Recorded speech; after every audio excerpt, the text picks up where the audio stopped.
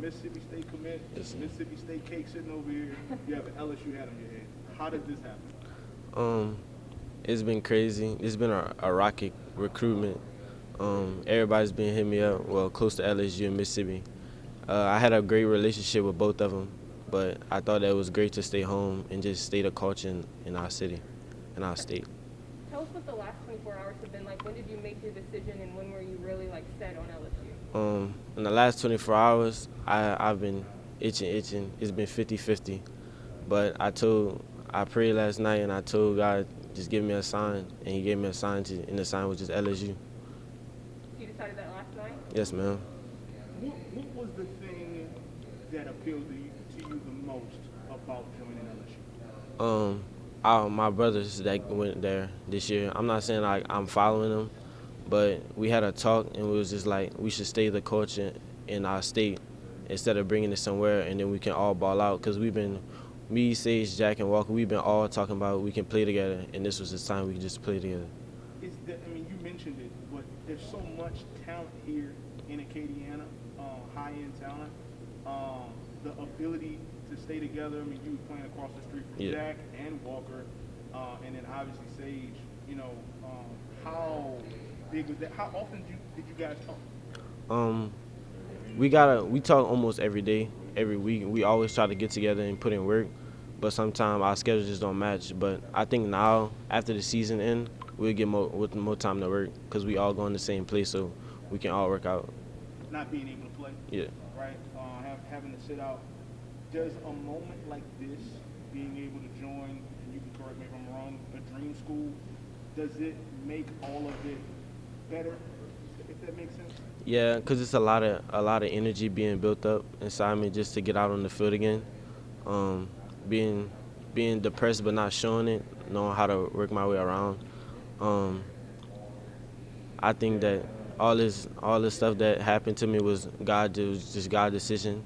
Because I never know. I could have played this season and got hurt and then wouldn't have to go to college. So I think it was just a blessing from God.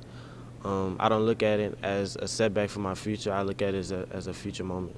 How long have you known Jack and Walker and Sage? How long have you guys been playing together? Since maybe our sophomore year when we all started blowing up, we got close together. We was figuring out that we all could be great players. And we all made the mentality that we was going to work out, we was going to ball, and then after that, everything was history. You mentioned it earlier, but how much does the pride of playing for your home state really matter to you guys? Being from around here, being from Acadiana, how much does it mean to you to play for the home team at LSU? It means a lot because a lot of people doesn't get this opportunity like I have.